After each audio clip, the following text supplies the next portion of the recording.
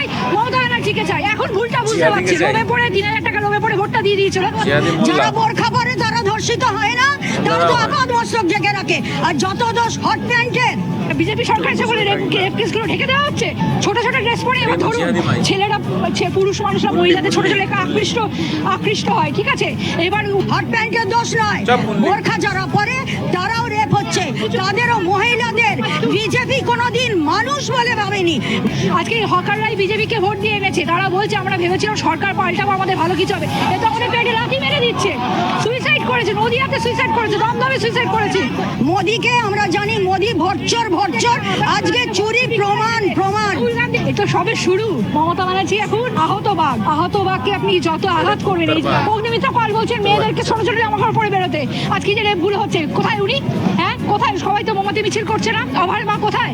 ভেবেছিল আমরা 1,500 টাকা হবে, 3,000 টাকা হবে, সব বিগ জিরো, সবটাই বিগ জিরো হয়ে গেছে, জুমলাবাজি। এই যে বারংবার করে বলা হচ্ছে যে তৃণমূল দলটা শেষ, একদম না, এটা সবে শুরু। মমতা ব্যানার্জি এখন আহত বাঘকে আপনি যত আঘাত করবেন, এই যে এলেন আসছে আজকে, উনি আঘাত করা হচ্ছে বা ওনার যারা কর্মীরা আছে সামনে আসতে দেওয়া হচ্ছে না। উনি তত আরো মানে লোহাকে বলে না, যত আপনি গরম করবেন লোহা তত শক্ত হয়। উনি লোহা, ওনাকে যত আপনি আঘাত করবেন উনি তত শক্ত হয়ে মজবুত হয়ে গড়ে উঠবে আগামী দিনে। উনি ঠিক লড়বেন, আমাদের বিশ্বাস আছে। আমরা আজকে ওনার বিশ্বাসের উপর ইয়ে করেই আমরা পরিবর্তন চাই।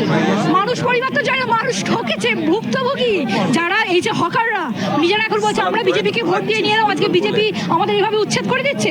আজকে মুসলমানরা বলছে আমরা বিজেপিকে নিয়ে আজকে আমাদের গরুর মাংস খাওয়া হয়ে যাচ্ছে। হিন্দুরা বলছে আমরা বিজেপিকে ভোট দিয়ে নিয়ে এলাম, আমাদের গরু বিক্রি বন্ধ করে দিচ্ছে। লোকসান কিন্তু যারা বিজেপিকে ভোটটা দিচ্ছে তাদেরই হলো। ভেবেছিল আমরা 1,500 টাকা হবে, 3,000 টাকা হবে, সব বিগ জিরো, সবটাই বিগ জিরো হয়ে গেছে, জুমলাবাজি। বলেছিল 1 তারিখ থেকে বাসের টিকিট ফ্রি হবে। অগ্নিমিত্রা পাল গড়িয়াহাট থেকে উঠে গেলেন, বাসের টিকিট উনি দেখালেন যে ফ্রি আছে। কিছু কিছু জায়গায় দেখা যাচ্ছে মহিলাদের নামিয়ে দেওয়া হচ্ছে বাস থেকে, বলছে না না ফ্রিতে কোনো কথাই নেই, নামিয়ে দেওয়া হচ্ছে। তাহলে কি প্রতিশ্রুতি রইলো? মেয়েদের সুরক্ষা কোথায়? তারপরে এই যে বেহালা রেপটা হলো, আমি রবীন্দ্রনাথ দিন পার্সোনালি ওনার বাড়িতে গেছিলাম, দেখছি হাতে কালচিটে। যখন বুথের ওখানে উনি গেছিলেন ভবানীপুরে, ওনাকে ধরে মারধর করা হয়েছে। ববি হাকিমের বড় মেয়ে প্রিয়দর্শনী একেবারে চুলের মুঠি ধরে মারধর করা হয়েছে। তাই তখন উনি মুখ্যমন্ত্রী, যখন মেয়েদের সুরক্ষা নেই, আমাদের সুরক্ষা কোথায়? অগ্নিমিত্রা পাল বলছেন মেয়েদেরকে ছোট ছোট জামা কাপড় পরে বেরোতে। আজকে যে রেপগুলো হচ্ছে, কোথায় উনি? হ্যাঁ, কোথায়? সবাই তো মোমবাতি মিছিল করছে না? আমার মা কোথায়? তারা কেন তারা মোমবাতি নিয়ে মিছিল করছে না? বিজেপি সরকার এসে বলে রেপ কেসগুলো ঢেকে দেওয়া হচ্ছে। আর দিদি ছোট ছোট ড্রেস পরে কি সমস্যা আছে? ছোট ছোট ড্রেস পরে এবার ধরুন ছেলেরা, পুরুষ মানুষরা মহিলাদের ছোট ছোট আকৃষ্ট হয়, ঠিক আছে? এবার উনি যে বলছেন ছেলেদের মতো সব মেয়েদের, যারা বোরখা পরে তারা ধর্ষিত হয় না, যারা বোরখা পরে তারা ধর্ষিত হয় না, তারা তো আপাত মস্তক ঢেকে রাখে। আর যত দোষ হট প্যান্টের, হ্যাঁ আপনি বলেছেন, আমি বলিনি। আমি বলছি হট প্যান্টের দোষ নয়, বোরখা যারা পরে তারাও রেপ হচ্ছে, তাদেরও মহিলাদের বিজেপি কোনোদিন মানুষ বলে ভাবেনি, মানুষ বলেই ভাবেনি। দুর্গা বাহিনী, আমি একটা কথা বলছি, ড্রেসটা ছাড়ুন, দুর্গা বাহিনী একটা ধরুন রাস্তায় একটা মেয়েকে তুলে নিয়ে রেপ হয়ে গেল বাড়িতে, দুর্গা বাহিনী কি তখন গিয়ে হাই হাই করবে? উনি বলছেন একদম দুর্গা বাহিনী রেডি করে, দুর্গা বাহিনী পাঠিয়ে উনকি জেলে তারপরে বসে থাকবেন যে রেপটা হবে না। একদম উচিত হয়নি। আজকে হকাররাই বিজেপিকে ভোট দিয়ে এনেছে, তারা বলছে আমরা ভেবেছিলাম সরকার পাল্টাবো, আমাদের ভালো কিছু হবে। এটা আমাদের পেটে লাথি মেরে দিচ্ছে। সুইসাইড করেছে, নদিয়াতে সুইসাইড করেছে, দমদমে সুইসাইড করেছে, হাই হাই করছে, বলছে আমরা কি ভুল করেছি।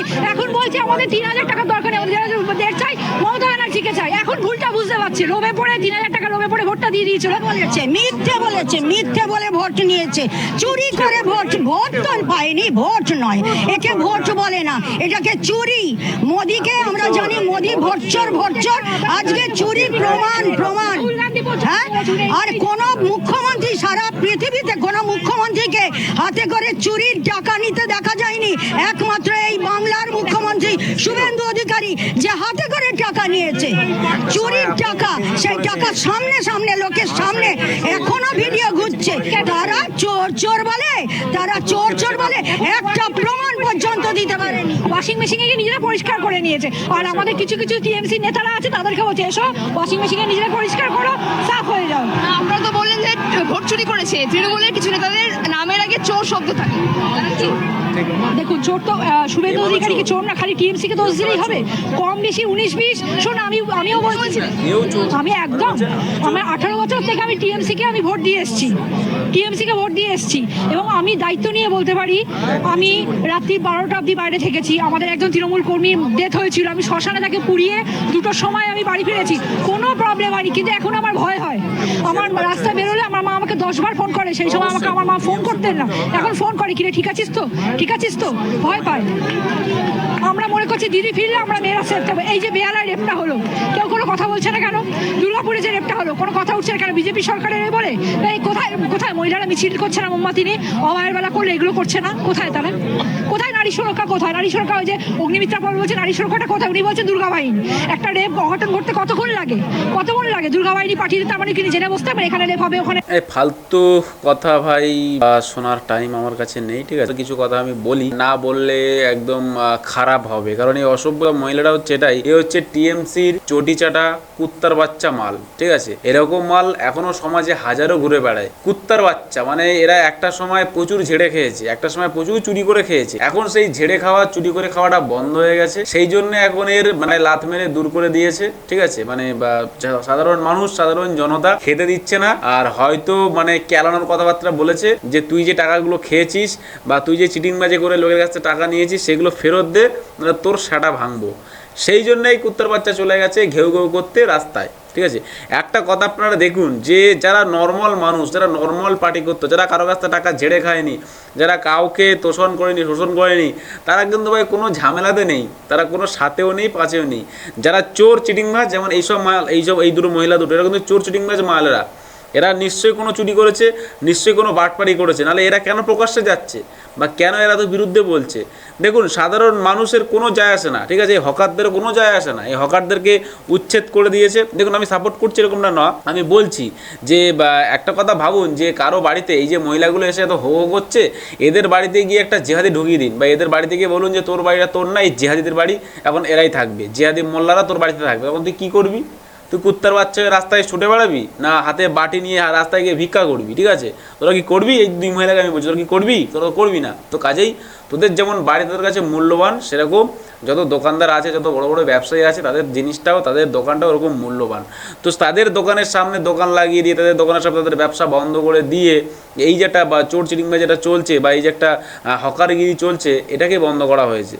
তবে হকারদের জন্য অবশ্যই বিজেপি গভর্নমেন্ট বা বিজেপি সরকার চিন্তাভাবনা করেছে এবং তাদেরকে ভালো জায়গা দেবে, অবশ্যই সেখানে তাদেরকে বসাবে এবং একটা হকারদের ইউনিয়ন হবে এবং হকারদের একটা নাম থাকবে, লিস্ট থাকবে গভর্নমেন্টের কাছে ইনফরমেশন থাকবে যে কতগুলো হকার আছে। মানে ইচ্ছা খুশি আসলো, হকার করলো, আর বাংলাদেশ থেকে এসে হকারি করলো, পয়সা নিয়ে চলে গেলো, এসব কি চলবে?